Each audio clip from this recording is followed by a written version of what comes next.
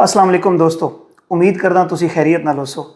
कुछ दिनों तो सोशल मीडिया ते दुबई वीज़े की बड़ी धूम मची है। इहदी हकीकत यह है कि कुछ दिन पहले यूएई सफीर दी कामरान टेसोरी साहब गवर्नर सिंध ने उन्हां नाल मुलाकात हुई सी ते उहदे विच उन्हें एडमिट कीता सी कि कोई भी पाकिस्तानी नैशनल 5 साल मल्टीपल यूएई वीज़े वास्ते अप्लाई कर सकदा है। बिल्कुल उहदे एस्पैक्ट्स ते ही ने कि बाद विच फिर न्यूज़ चैनल जिहड़े साडे पाकिस्तानी न्यूज़ चैनल ने उन्हां भी न्यूज़ ब्रेक कीती सी ते उहदे विच थोड़ा जिहा मैं कुछ चीज़ां ऐड करना चाहना। अच्छा जिहड़ा ये एस्पैक्ट है, अच्छा डिसीजन है और अच्छा एक मूव है दुबई गवर्नमेंट की तरफों, क्योंकि काफ़ी अरसे तो रिजेक्शन बहुत ज़्यादा हो रही है। एक अच्छा प्रोफाइल का हामिल बंदा भी अगर अप्लाई करता है तो वह भी वीज़ा रिजेक्ट हो रहा है, यानी तकरीबन 98-99% वीज़े जोड़े ने वो रिजेक्ट हो रहे सन। इसकी सक्सैस रेशो बहुत अच्छी है। जोड़े भी इरादा रखते हैं टूरिज्म खास टूरिज्म वास्ते या फिर बिजनेस परपज़ वास्ते वो अप्लाई कर सकते हैं। उन्होंने वास्ते एक बहुत अच्छा जो ना ये टाइम है। इस तो पहले ये भी रिजेक्शन चला जाए एज पर रूटीन, जिस तरह पाकिस्तानियों वास्ते बाकी कंट्रीज जोड़े ने वो बहुत ज़्यादा स्ट्रिक्ट हो गए हैं थोड़ा।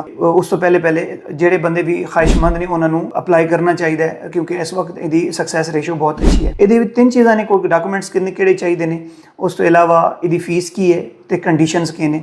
डॉक्यूमेंट इस वास्ते पासपोर्ट 6 माह वैलिड होना चाहिए, तुहाडे कोल कन्फर्म रिटर्न टिकट होनी चाहिए है, तुहाडे बैंक दे विच कम अज़ कम $4000 के इक्विवेलेंट दिरहम होने चाहिए ने, या फिर अगर तुहाडा अकाउंट पुराना है और तुहाडी इतने पेमेंट उहदे अंदर मौजूद नहीं है तो तुसी अगले 1 महीना डेढ़ जिहड़ा ना दे विच अपनी मेनटेन करके ते अपनी स्टेटमेंट नूं बेहतर कर सकते हो। बाकी इहदे विच जिहड़ी कंडीशनस ने वो तुहानूं मकामी किसी कफील की जरूरत नहीं है, किसी अरबी की जरूरत नहीं है, अमराती अरबी की जरूरत नहीं है। तुसी 90 डेज़ लगातार एक ट्रिप के अंदर तुसी उत्ते स्टे कर सकते हो। कुछ कंडीशनस हैं जिहदे विच तुसी उन्होंने 80 डेज़ तक भी 180 डेज़ तक भी यानी 6 माह तक भी लैके जा सकते हो। उस तो बाद तुहानूं एग्जिट करना पएगा और फिर नई एंट्री करनी पएगी। इसके अलावा फी जी तकरीबन कोई 4500 दिरहम फी है इसकी टोटल, जिहदे विच 3000 दिरहम जिहड़ा तुहाडा रिफंडेबल है। तुसी किसी वक्त भी 5 साल के अंदर वीज़ा सरेंडर करके तो रिफंड कर सकते हो, अपना वीज़ा पेमेंट जी वापस लै सकते हो जी रिफंडेबल है।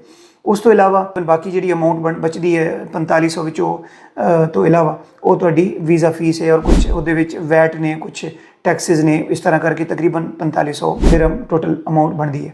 तो ये बेसिकली तो यूएई गवर्नमेंट ने अपना फायदा अपना मफाद सोचा है कि जिस तरह बहुत सारे पाकिस्तानी या अदर नैशनल जो उत्थे जाके ओवरस्टे हो जाते सन या एब्सकॉन्डिंग हो जाते सन, इस चीज़ को उन्हें काउंटर करने की कोशिश की है कि कल को अगर ऑब्सकॉन्डिंग या फिर ओवरस्टे हो जाता है तो कम अज़ कम उन्होंने कोल भी इतनी अमाउंट होवे कि उन्होंने मुल्क वास्ते उन्होंने मैशत वास्ते फ़ायदेमंद साबित होवे, और वो थोड़ा जिहा बाउंड भी करना चाहते हैं लोगों को, ताकि उन्होंने कोई थोड़ी बहुत अमाउंट जी है उन्होंने कोल बाउंड रहेगी तो इस दे नाल उन्होंने जी रेशो है एब्सकॉन्डिंग की वो कम तो कम होएगी।